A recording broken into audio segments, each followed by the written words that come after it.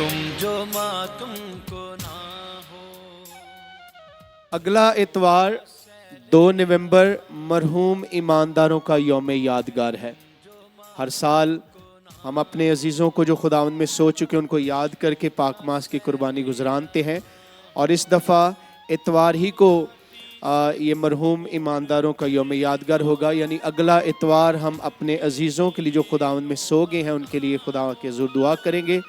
तो आप सब, आपके घराने में अगर कोई भी अजीज़ खुदावंद में सो गया है, आपका भाई है, बहन है, बाप है, माँ है, या कोई और अजीज़, आप उसकी तस्वीर अपने साथ लेकर आएँ, उसकी तस्वीर लाएं। हमने जगह बनाई होगी वहाँ पर तस्वीर रखें, और उनके नाम की एक मोमबत्ती आपने लेकर आनी है।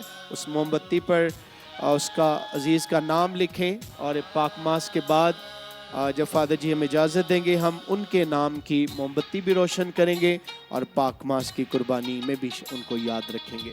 तो ज़रूर आप सब ख़ानदानों समेत आएँ और ये 2 नवंबर का दिन खुदा के हुज़ूर अपने उन अजीज़ों के लिए ख़ास दुआ करें। जिसे ठहरना था ना ठहरा,